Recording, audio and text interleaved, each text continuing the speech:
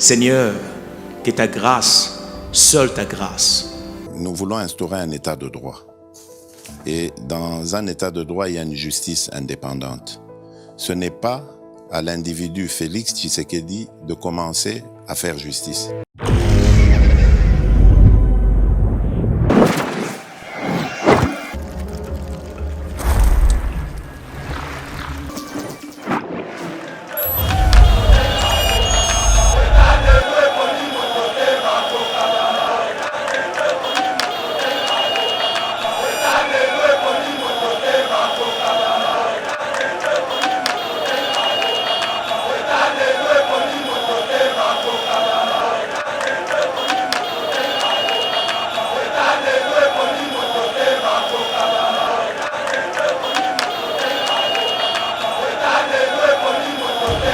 Mais à notre grande surprise, Ndeko Kabound na tricherie na mafieux à Messana Nango, il s'est créé un poste spécial.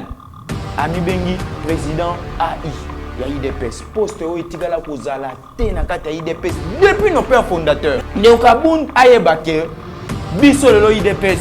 Soto zanga ba sénateur na kata assemblée na kata sénat pour na Kabound. Ndeko Kabound a vendu le poste.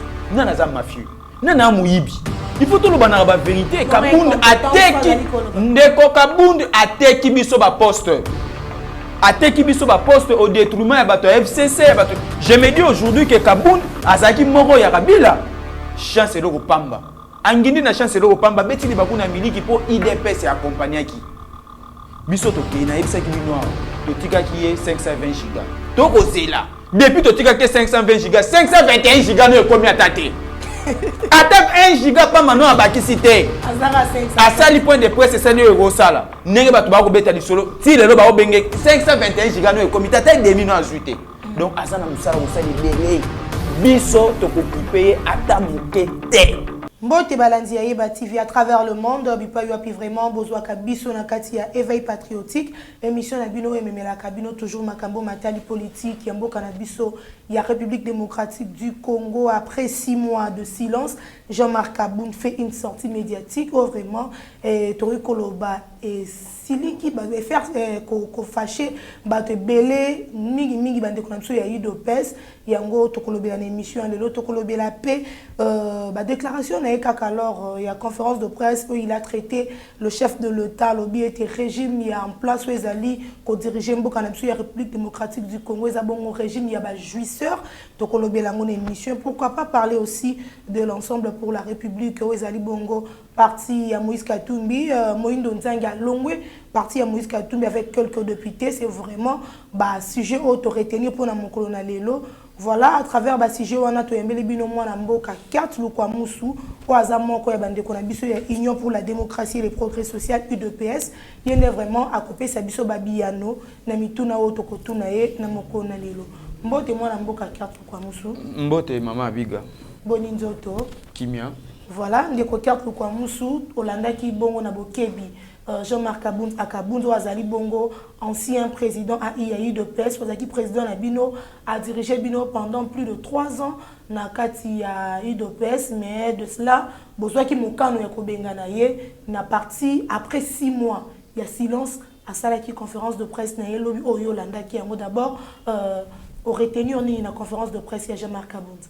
Bon, pratiquement na lobaki on opéra na 4 émissions na Salaki dernièrement na lobaki.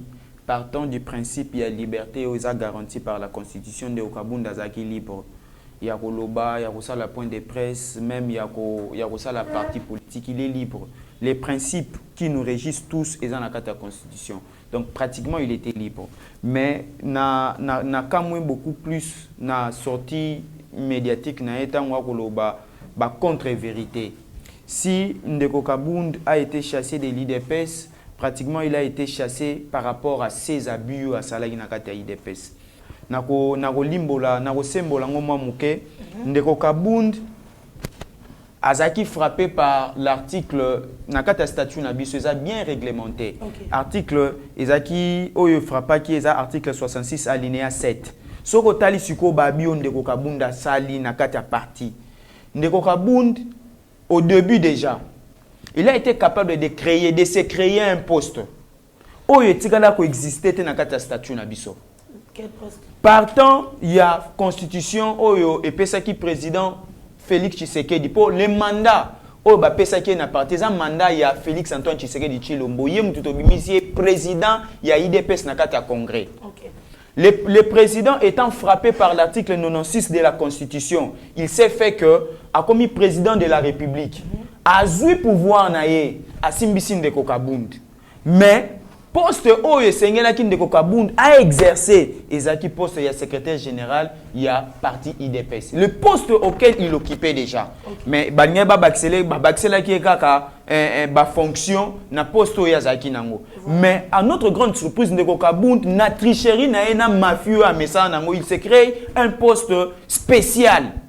Ami Bengi, président AI. Il y a IDPS. Poste où Tigala Kozala, Tenakata IDPS, depuis nos pères fondateurs. Mais depuis nos pères fondateurs, Botika peut gérer Mbokate, peut-être c'est pour la toute première fois, Bozoa Bokondi, peut-être Azoa qui anglais ko créé poste wana. Te moni ni empêchement ou constitution écolobela. Soko talibien, Izaka Kokoma président de la République. Okay. Le président du parti peut être aussi empêché. Tout le monde avec l'effet Etienne Tshisekedi Tshilombo et l'effet Etienne Tshisekedi, paix à son âme, maladie. Et ça peut être l'une des raisons où ils ont ça l'empêchement, il y a président, il y a parti. Tant que moto azui moi kokoso et ils ont ça la que moyen à kokakokamba parti na biso tenangonga wana alega ka pouvoir na pas o yazana sima. On a un sima et Zalaki de Kabund. Kabund a se créé poste Mokozaki spécial. Pour Nini. Parce que son intention était de nuire les partis IDPS. Dans la place ni accueilli. Tozaki na compte Moro Boenaro Bank. Ces comptes les ont permettre na IDPS n'enge to teka ba contribution na biso. Ndeko Kabund a komi kuna Robank azana statut na biso lobby. Natangu président ya parti aza empêché. Bato bangage ka parti baza misato. Secrétaire général à parti au Kabunda Zalaki. Toke na président ya CEP o ndeko Jacquemain Chabani Azalaki o pazati lelo. Okay. Na président ya CDP oyo ndeko Wakwenda Zali Victor. Mais ndeko Kabunda tonga komi kuna baboyi ye ono ya statut na biso ameka kotala ta compte ya IDPS. Babi faut bozala misato. Voilà, okay. La gestion doit être collégiale. Voilà. Mais Ndeko Kabunda Sainini a créé un deuxième compte. Il y a IDPS. Pour Nakolobanini, Ndeko Kabunda Ndaza Moyibi. Il est mafieux. Okay. A créé un deuxième compte pour Azoaka Kanyaka. Il y a bato IDPS. Tout nabiso na ye. Soka solo bake bato ba yibi. Biso na nani ayibi tout na ndengeni na gérer mbongo ya contribution ya ba combattant. Parce que tozo koyeba président de la République banda na président de la République bakata kaye mbongo ya contribution ya parti à la source na salaire na ye 10%. Tozu ba ministre, tozu ba député, tozu bato nyonso toza na bango. Membre cabinet. À gérer mbongo wana ndenge nini ayebisa biso si nécessairement lié à un bon gestionnaire et là quand bosso sengela ça la biso face à la biso rapport général dans le moins ndenge nini na gérer parti na biso après avant ça la déclaration voilà pour elle qui sabiso que nécessairement lui il est honnête, il est sincère, il a laissé combien il a laissé combien na caisse na biso ndenge nini na gérer mbongo Kanyaka Kabund na actif na biso atiki nini rapport financier za nini zéro tokeye loko mususu ndeko Kabunda ko ndeko Kabunda soka oloba na ko mona ndeti moto moko ngai na place na ngai na ngena na secteur na yebisa ki e conseil na pesa ki e zwa page ya IDPS tourner continuer na onzela po soko lobi makambo ya IDPS okola musa biso ba oto yebi makambo nyonso yo sali. Okay. Problème na yango wana tokeye loko mususu ndeko Kabunda sali biso na kati ya parti ndeko Kabunda était capable yako mela biso mbongo ya ba carte ya ba membre ameli biso mbongo ye grodo pomba azwa biso ba $5 akena ngona kingabo alobi nga pomba na opesa bino loko tenga pomba soka koloba ke bato ba dictateur yenda za dictateur ya liboso po mela ba combattant mbongo ye pomba alakisa biso ba paquet muta kozwa mbongo na zate mayeba nous sommes en train de nous mobiliser biso IDPS bato azwa mbongo na biso kanyaka kala mingi te tokokita na kingabwa biso nyonso apesa biso mbongo na biso tokosala mulongo $5 na biso kwa pesa amela biso mbongo au nom de quoi akomela biso mbongo biso nyonso toza ba combattre ye ngindi na pouvoir biso tongindi te abi boza na régime ba jouisseur régime na bino oyo chef de l'état zali ko gérer zakaka bateau bazali ko jouir peuple zali ko souffrir a mobiliser peuple pour en 2023 le chef de l'état a kené parce que selon ye bilan eza catastrophique président de la république depuis na yebi eti lelo avant na nanda ku ya chambre na deux chambres salon soki aza jouisseur kabunda avant na nanda ku ndeni président de la république avant na nanda ku ya deux chambres salon cuisine ya avant na nanda ku ndeni soki président yenda aza jouisseur président de la république na kabunda tonginda kuna boîte de nuit akenda ko na ndombolo na kati ye na kati ya ndako na ye soko tali ava bima kwiki po aza mutaba chifaz kabunda aza mutu akoloba na biso eloko te po toyebi salite na ye kabunda tongi ndako na boîte de nuit aza na posa okende pa ite ana posa sala makamune nyonso akobenga bato na ye akotisi bango na kati ya ndako bafete basalaka fete chaque jour ndeko kabunda ayaki awa tanga uti province ayaki na nini nalobaki awa IDPS epesi ye nyonso soki atamboli na mutuka c'est grâce à l'IDPS abisa grâce à combat na ye il a aussi lutté ensemble avec l'IDPS mutu ngai na boya ka komba mutu te mutu na mutu azala komema libanga na ye na kaponda kwetongama mais ndeko kabundi ne peut pas se permettre de dire que non abundi ko le kabatu nyonso je ne le vois pas ayebi sabiso tumba combien de pinets il y a des vérités qu'il faut se le dire atomba combien de pinets place nini otomoni kabunda bimi akebitumba il y a des combattants na se oyo ba perdre temps mususu ebele lelo batikala ba inapte ba handicapé pour na combat kabunda perdre nini a perdre nini na combat il n'a rien perdu au contraire il a bénéficié a profité na makila ya ba combattant pour akoma richo ya zalelo ndeko kabunda se permet non il soit le que le président est dangereux lui il est plus dangereux ta Nathalie ça ba congomani ba comprendre que kabunda est plus dangereux voilà. Un civil qui arrête un garde républicain, un civil, j'ai bien dit, un civil, excès de pouvoir, azui akangi garde républicain ou akengela kaka mokonza mboka na famille présidentielle, azui akangi. Imaginez alinga pesa na mboka. Pratiquement, ba garde républicain, bah ça la président de la République coup d'état. C'est ça l'image qu'il a vendue. Entre biso na ye nana za plus dangereux ba bêtise nyonso kabunda sali na pouvoir plus de 70 familles kabunda bomisi bango awa na Katanga pona makambo ya bakare minier famille wana ba vivra kaka na bakare minier ndeko kabunda akiko benga na bango il a été capable de mobiliser même la police pour aller tirer nani auto moniteur premier vice-président de l'Assemblée nationale, à Kena Carré Minier, lui-même, en chair et en os. Namo Imakasi, bazo filmé épée. À quel ordre? Ozomo na intérêt à Kabunde Zaki Kanyaka Mosolo. Lelo, ako se parvenir à Roloba, à le président Félix na pouvoir. Ndeko Kabunde n'a jamais porté la leadership du président Félix. Sora Yebisi Biso, que Félix a zo bongisa. Glissement. 2 ans, il y a glissement déjà, selon lui, à l'objet que chef de l'État Zali pour préparer pour permettre à ce que Bande Konyoso Baza, de part et d'autre, FCC, ensemble, et tout, Bakota Nakati, il y a selon les bons, il y a un manchoir pour profiter. Il y a un lobby, Moutalo Kouta, Liboso Zakabund. Tala non avant élément, on a tel logo, et logo non, il y a Liboso Abetiabi, Yende Moutasova qui président Félix Tango a signé qui accord, il y a Genval. Ndeko kabunda za lokuta bato yo basungi biso na kata bitumba oyo na ba combattant pour président Félix azonga à l'ordre ezaki base ezaki yeta kabunda veni à côté na kata permanence et loka liboso lobby Nous ne sommes pas venus ici pour sauver les individus. Nous sommes venus sauver les partis. Pour naïe, page il y a président Félix Ezagi déjà tourné.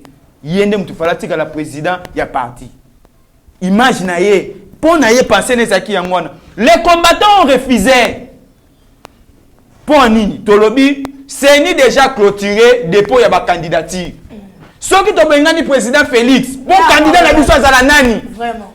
Donc yo ninyo comme président na biso pendant que biso tota la échéance ya élection za wana na kozala candidat na biso. On ne peut pas soutenir Fayoulou, candidat na biso à Félix. Il faut te rappeler à l'ordre. Akmati Likolo a qu'une exécution, na exécutif Likolo ba mati, les combattants bazaki déjà inanime to tikali na se. Ba mati Likolo ba bandi ko solo la akoka kata ko lobate. Le président il y a jeunesse, il y a ligue de jeunes à cette époque-là, le ministre Yves, il est témoin. Yemutalobi, nous allons sauver et le président et les partis. Déclaration au Kabunda Salawana, il y a jeunesse. Ligue de jeunes. Ligue de jeunes, donc il y a tellement qu'Azagas Alingaming va récupération politique, tellement qu'à mon la majorité on a quitté Azui, déclaration on a Akegosala. Yemo Kazawana Yebikeza, il était témoin Bazali.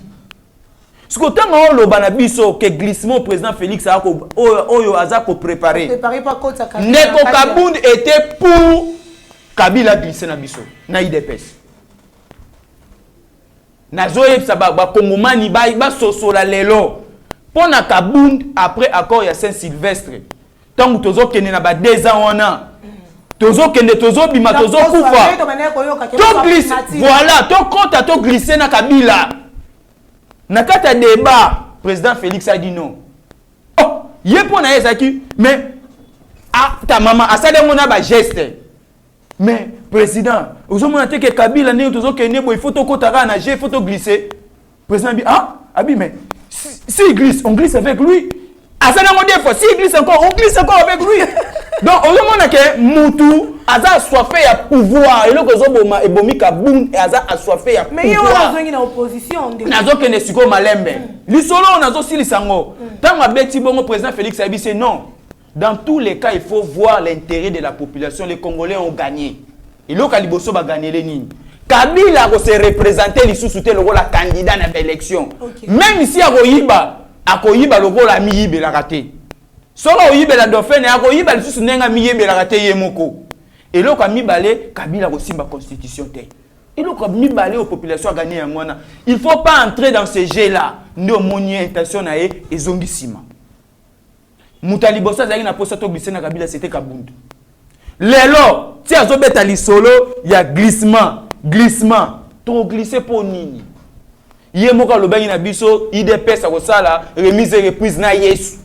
Si vous to glisser pour nini. Mais après avoir remarqué que l'IDPS n'a pas réussi à faire ce que la population avait demandé, ndamoni que tozali ko kende na fin mandat boza na bilan moko catastrophique selon ye yanga lobby en 2023 il va mobiliser la population pour que bo kende parce que bo réussir té na ko pesa liseso batu balobaka la bouche pleine ne parle pas tant Kabound azaki na biloko na munoko beefsteak azali bolobate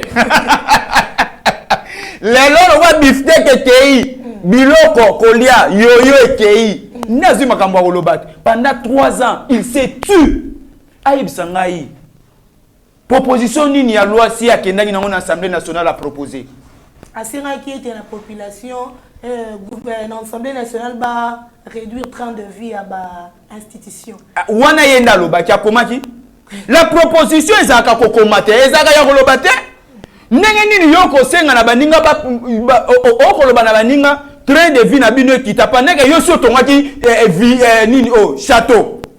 Il fallait avant ton château, il fallait déjà que train de vie n'a pas fait. Donc, en réalité, Kabound a mis ton gelina, a mis saleli. Tant à moni na comme déjà 40 millions, 50 millions. Ah ouais, ce qu'il faut na bando beta makele le po mutu fa comme le rôle ngazate, ba tu faut ba za anase. Ndeko Kabound et loko yoko sale bon za mo kanyako yazwi. Et ça, quand il y a des bateaux, ne sont pas des l'IDPS. Parce que moi, je me pose aujourd'hui la question de savoir, est-ce que Kabound peut se partir avec les gens de l'IDPS? Bah, combattons Yanyati. J'ai vu quelques combattants hier dans la conférence de presse où ils allaient soutenir hier tout autant à la communauté, mais je t'apprends que ils allaient belé. Ba combattant ne pas nani. Bato yemuka ya kina bango. Kabound a travaillé contre l'IDPS pendant plusieurs moments. Je me rappelle naroyeba ke batu nyozo pe ba royeba. Un moment déjà na kata IDPS to linga déjà to bengani bandakala. Ton président a commis président de la République. Moutou a vendu président de la République, ça a soutenir rien. C'était Félix. Pour Nabiso, Kabound déjà, ça qui page, il fallait très à tourner. Alors bien, ça chef de l'État à chaque instant, surtout dans le dossier RAM. Abia Azali Kobanga, peut-être chef de l'État plus tard, va traduire la justice par rapport à dossier RAM. Le Kabound a ébaqué, biso le IDPS, soto zanga ba sénateur na kata assemblée na kata sénat pour na Kabound. Le Kabound a vendu nos postes. Nana za mafieux, nana muyibi. Il faut tout le banara ba vérité. Kabound a teki, ndeko Kabound a teki biso ba poste. A teki biso ba poste au détriment ya bato FCC ya bato. Je me dis aujourd'hui que Kabound azaki moko ya Kabila. Oyo akomaki na kata IDPS avec objectif ya koboma IDPS. Ndeko Kabound azawa a teki biso ba poste ya ba ministère na ba 100 000. Qu'est-ce qu'il fait? À part les contributions, bango batinda kanakati à parti, petit lelo. Si normalement il est un bon gestionnaire, ko pesa biso rapport financier tikel biso, fort malheureusement pesi biso ngote. À part les contributions, ba ministre on a bazak obligé batinda ka enveloppe, il y a 10 000 chaque fin du mois par Kabound. Excepté d'abord à part les contributions, il y a 10% qui sont dans la partie. Bon, yangolaka, on est officiel, oh yangolaka. Mais enveloppe, il y a 10 000 chaque fin du mois. C'est quoi, il y a il y a mois, c'est na banana ye. On a plus de 5 ministres. 50 000 chaque mois. Chaque mois. Bah députés provinciaux. Comptez au monde appelé que Kabound. Normalement, Azam Mouto biso photo traduit ou y a la justice na mabe onyo so sali biso. Mais to koki ngoti to tiki. Parce que souvent ba ka eko maneti ko harceler voilà. Harcèlement politique. To tiki e po asala nzela na kimia. Faut malheureusement koki ko comprendre que IDPS atika ki asala nzela na kimia.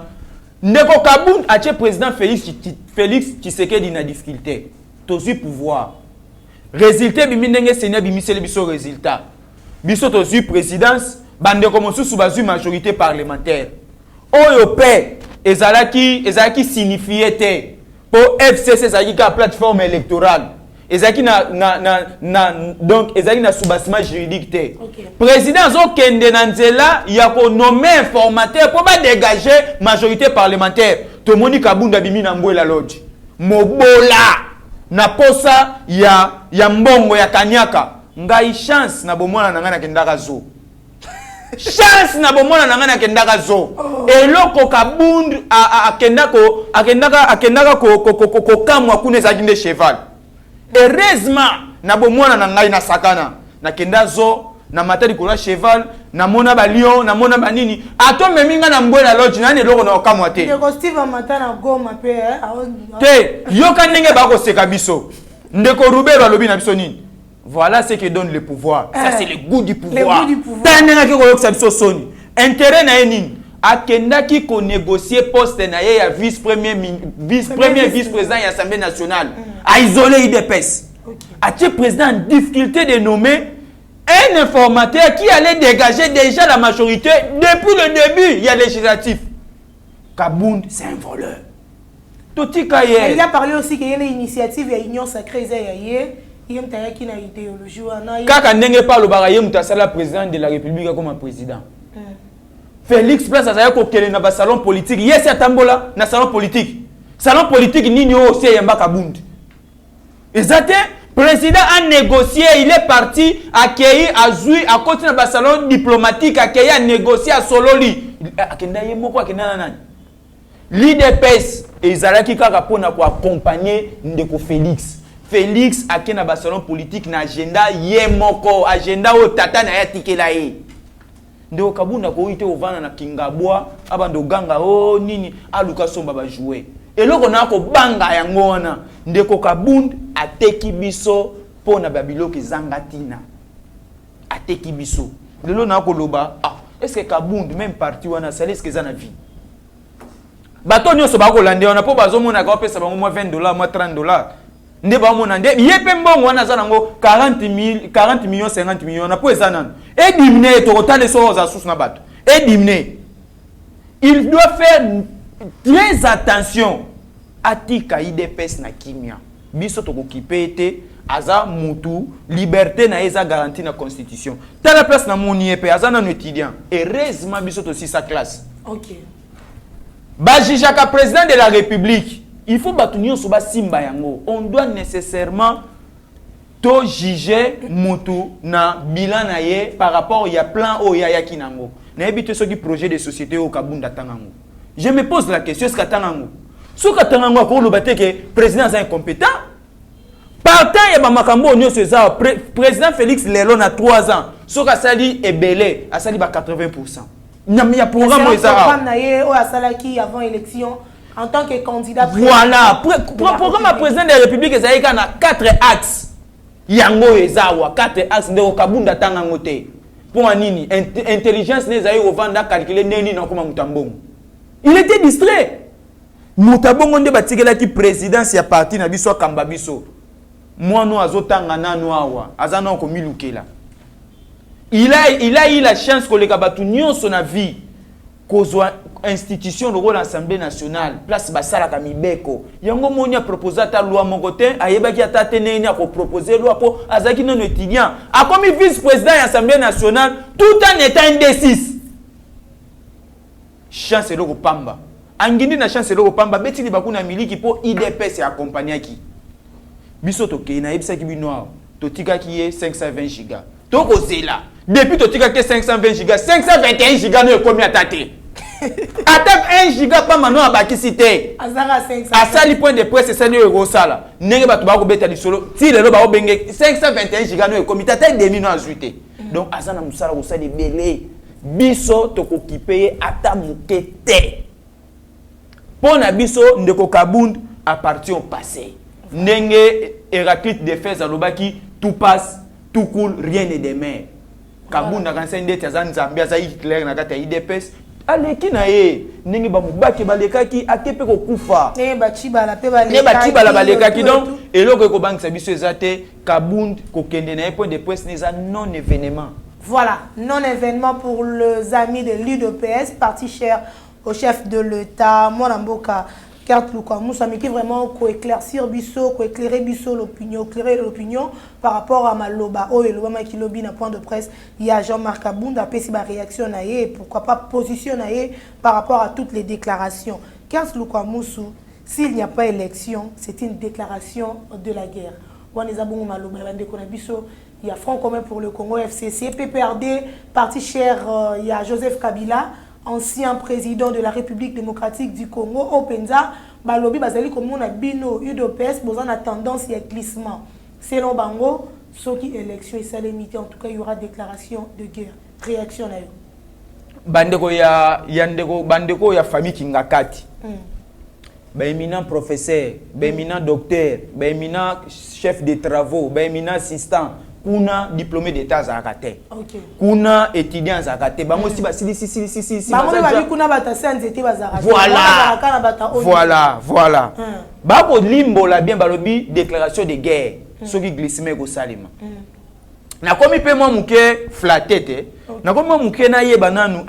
Na senga nanu nzambe ba makoke ngo pesa la mwa mbilinga total nanu ata ya 2 jours total nanu soki kingakati osani elo ngapi na komo calculer tant soupe yango mo glisser ta mwa donc ata 2 jours nanu natala na réaction ya kingakati si réellement kuna bazaka na nini po ndeko ya zolo ba makamu wana lobaki ya libanda on ne peut pas nous intimider.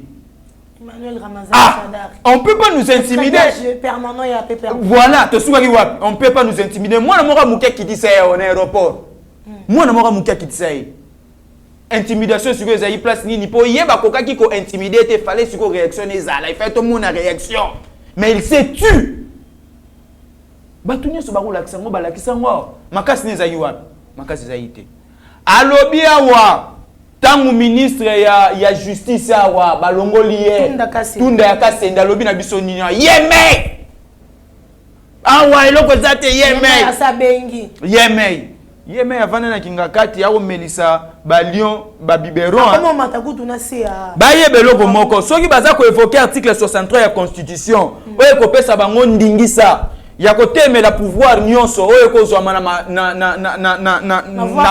voilà. Wana batanga alinéa moko alinéa ya liboso mais alinéa de pesali. Et ko loba na biso nini? Article 64 ya constitution ko loba na biso na alinéa D. Toute tentative de renversement du régime constitutionnel constitue une infraction imprescriptible contre la nation et l'État. Elle est punie conformément à la loi. Donc, bango soki ba ko kanisa. Pouvoir royo est constitutionnel parce que le président Félix est légal. Soki ba ko kanisa ndeti ba roya ko sala mobulu. Ba ko sala puni sévèrement par la loi. Par rapport à Toko kanga bango. Elo ngasuko na ko linga ngwana te. Toko kanga bango ba ko bima toko beta lacrymogène toko beta bo muta okufa te mais ba ko ka passe ya lacrymogène to kangi bango to chi bango na makala ndenge bazai ko kanga biso à la seule différence biso na bango toko tumba te ndenge bango ba tumbaki biso ba ko tirer na balle réelle toko tirer te ndenge bango ba tiraki bato mais biso toko beta lacrymogène toko kanga. Bako bossa un article mosusu ya sengo. La même menda sala ko bete la biso ngotongo midi pourquoi? Le président de la République. Ba yebisi biso ba bi na article 70. Alinéa D ba lobi na biso le président de la République reste en fonction jusqu'à l'installation effective du président élu. Voilà. Ce que l'élection salamité, président Félix, c'est qu'il n'est qui beaucoup dit. La même menda sala ko loba, il y aurait un jour, il y aurait un soir. Batu bakolala bakolamuka eloko ko salema ezate journée bandi bongo babuseni makambo na nyonso ndeko Shadari na ndeko Kabila bayo kasoni na ko pesa bango conseil gratuit pobo ko kabitumba oyo fo botika ko réfléchir kinga kati botika muyibi ya Kabila na mwasi na eba vanda kuna ngonga na bango pe oyo bako répondre devant ba mikambu na bango nyonso mabe basala ezali peut-être plus tard bako répondre devant bako répondre mais bino soki besoin réfléchir Kabila vous êtes en train de vous tromper Kabila azali koka makolomi bale kutu moko bien makolomi bale c'est katana akoka suko kimate bino bo réfléchir ndenge nini faut bo tia moto mosusu au sommet à parti pour bo koka soki bo koki yango te PPRD eko limo ndenge impère limo PPRD eko limo. Ndeko Shadari il ils nous ont glissé pendant 2 ans. Ako kata sonité 2 ans ba grossi chimanga ba kufi po ba osenga kaka toke na maponami. Ba déchet kabagala ba kufi po fotoke na maponami. Ba tumbi biso coup sur coup na permanence po to ko senga maponami. Ba ndiko na biso ba tumbama vivant. Bako mona moto boye ko kota mais moya ko kimezate po bakangi ba entraînement so. Bani ba mona biso toza bato maboma ndeko Shadari soka mobali ya tembe to cheki konka défi ngana ko sambela nzambe butu mo na osenga so eloko musute pa nzambe. Nzambe kangata ko pesa makoki mingi te glissime salema kaya des jours. Total ba Shadari so ba osani na mboko. Il faut pas se faire le président le roi Félix. Abandisi bango abateli bango. Bango ba bato photo landa ka bango. Po ngana rondi matene na vandi bo ndeko Shadari atonga ka banda kwa ya mapata. Tout de Babel. To komiwa. Po nini? Po il fallait yiba biso. Bokei bo sangani na kingakati bokei inauguration ya ba restaurant na mbonga makira na biso. Et puis yo, pour na yo, il faut élection ça demande un délai constitutionnel. On n'en refuse pas, c'est votre droit. On n'en refuse pas, c'est votre droit. Mais boye bake, bouti na gestion, na kata gestion boye bi ba réalité. Et surtout que basala qui 18 ans il y a gestion en Mboka. Qu'est-ce qu'ils ont fait par rapport il y a tant on va exiger chef de l'État Félix Tshisekedi a tika bokonzi kaka na mandat de 5 ans. Et supposons que ceux qui élection salemi fachi azu de sous bokonzi. Pona bango. Félix azalaki zoba bakokai ko na ko kutu ko zoba te zololo. Félix azalaki zololo bakokai ko salele facilement. Nzoka babosani ke mwana nkoya zankoi.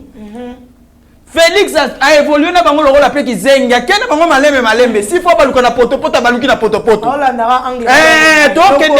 tokende kaka bango pe so bavandi na butu baomela ba chivas babitala zoba wana to sakana na yazela si moi kokoka te to bete biloko Félix lelo 3e ok 4 ans bango nyonso KO par terre faut babima na bala place na lobaka ba politicien na biso baza bandoki Oko mona bandeko mususu soit disant l'opposition bako sangana na bato akanyaka bako bima na balabala au front nini front patriotique nini mais finalement l'homme congolais est comment pour na ba propre intérêt na bino faut bokanisa ndeti il faut sacrifier toute une population toute une génération tous wa bilan ya président Félix na ko na ba kongomani pour bilan ya président Félix ezawa batu nyonso ba luka yango ezawa projet na ye yango yo tozwa ngo to banda ko maniola bo luka place ni président nano salite to mona za mukie ebele si asali.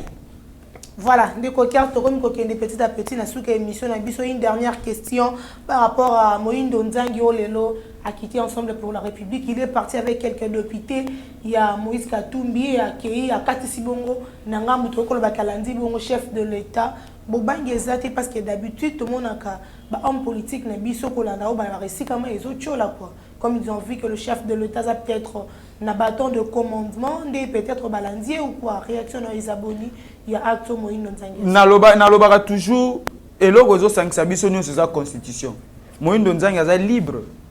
Il y a Rosala Nzela na et quand il voit que non peut-être place où iko simbate makambuza moi belé. Mais ndeko Moïndo Nzangi aza nécessairement pe na moi raison. Okay. Pour tant que mona ensemble ezali plateforme électorale bakenda ensemble kende élection te eza AMK eza AR eza biloko mobo ya bongo les partis de mon donc G7 bakenda ba élection bongo soki ndeko Moïndo Nzangi akomona que partant ya ba vision politique na ya ba ambition politique na ye ndeko Moïse à représenter ou soit à répondre dans côté, ce n'est que normal. Il doit nécessairement quitter. Si peut-être baninga mosuso ba accompagner na kata vision, ba monique effectivement ndeko Moïse aza sous muto yo aza sincère na bangote. Ponga na koyoka ndeko Moïse abi Moïse Katumbi aza muto yo na vision te pona mboko. Aza na vision te élément kanga na simbi yango na vision te lokola na vision te ya monique vision ko za peut-être ailleurs il est parti ndeko Moïse atik bango pe na kana bango batike libre asa musa ne biso to tiki na biso kabund asa ni musala na ye alobi ke na opposition to ko inquiéter te asa la musala na ye soka osa l'opposition farouche abimi na balabala sali soka osala opposition ya zaikola ngalanga ndeti ndeko Fayulu asala ko mata likolo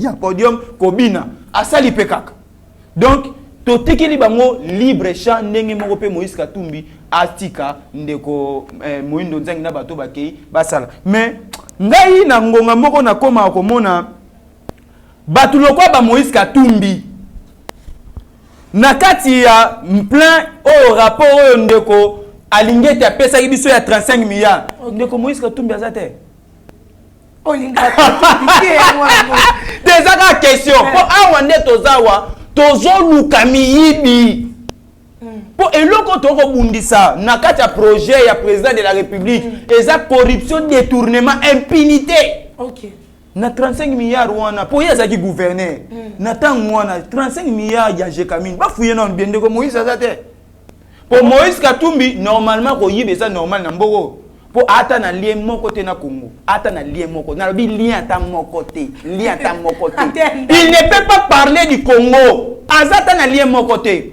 papa juif Soriano maman zambienne ye moko a changé nationalité, a boya nationalité à papa na maman comme italien. A bala moi si soki burundaise. Bana siko bana nationalité ni. Donc ata na lien moko na mboko te, ata na lien moko te. Ndenge ndeko Kagama lobaki ke maman na eso papa ne moko za 50. Donc za 50 za lokele na lobaki loi oh ya Noël Tiani, il faut les cas pour non compoter non Paul Kagame un jour à reposter là. Akomi Congo. Ako postile pour na yango batu lokwa ba Moïse Katumbi bata na liemba ote na mboko yo aya lokwa homme d'affaires asala cop na ye asala makamnyo soko sala so ba fonction nyon soko zwa mais ba fonction ya souveraineté na mboka na biso kukuzwa ngote akusa na yango akuzwa ngote baza sito nsunde ko moyindo nzenga tali pe loko wana mais finalement je suis en train de suivre un étranger dans notre pays, un étranger qui est en train de s'enrichir frauduleusement. Ok. Ah, tant que ça télé le qu'on a été, non national wana pour yende moi na maman na biso moi na tata na biso. Jour mususu na CP là pour na transport passe à transport. Batu batambuli makolo babi te. Tokyo au fond de président Félix c'est pas maman na bango. Trop c'est trop. Ah, trop c'est trop. Ba continue à limiter ba ke au fond de président. Maman ta yoki makele libanda bimi. Moi nazo sa biso pasi. Ne ba ko la makolo to za bandeko. Ah, umuni gu ya kozana président o azali na nationalité na bino. Nande ko kabila to sala combien d'années. Non to mona noko na été. Voilà non kona yeto mona te Moïse Katumbi non to mona mutu te Fayulu pendenga ko yenga ngabo to mona mutu te siko so to yebisi bino ke président Félix tozo mona kabo to zela na tom suka bunde. Voilà bandeko to komi na suka émission amsa moko na lelo ndeko carte message na yo pour to clôturer définitivement émission na lobi biso nyonso na IDPS to garder position na biso Kabund aza non événement. C'est une personne qui est en train de se rechercher pour nécessairement ababe talisolo na bakon il fallait qu'attirer IDPS. To comprendre que tozelo comme nene c'est un meni fretin o abimika lobi awa. To yebi neni to ko sale pasi koleka mais na lingi to kota na kata jeune aye. Bezo ya luki ya ngwana sikwa zo lingazwa. To kota na kata ba jeune aye wana te restons soudés derrière les chefs de l'État et derrière l'unité du parti. Nous soutenons notre parti. La population congolaise doit nécessairement comprendre que l'IDPS est autre que d'autres régimes par rapport à l'attitude nabiso, na façon nabiso, tozo kambela mboka. Président de la République azate, azali banda ke congé, biso nyonso tozali derrière ba kambi nabiso ya parti na derrière République démocratique du Congo. Ba FRDC to pesibino longonia. Bitumba biso tolobaki la guerre sera longue et populaire. Ndeko Museveni na ndeko Kagame baza ba complice. Tokolanda moto te ndenge Patrick Muyaya lobi biso tokei na voix oyo président pesa ki biso. Négociation bagarre nakansi na suki wana. Voilà, encore une fois merci na carte Lukwamusu vraiment azaki comme invité M. Mokona lelo. Merci à l'équipe technique de Yeba TV, Mike Chiswaka, Rabi Moukoko et pourquoi pas Steve Kondé aussi. À la coordination qui est dirigée par le DG Shadrack Loholo et à toute l'équipe de Yeba TV. Ce qui est Swazongi Tengana Binoto Kutani na Mikolo Mikoya. Seigneur, que ta grâce, seule ta grâce. Nous voulons instaurer un état de droit. Et dans un état de droit, il y a une justice indépendante. Ce n'est pas à l'individu Félix Tshisekedi de commencer à faire justice.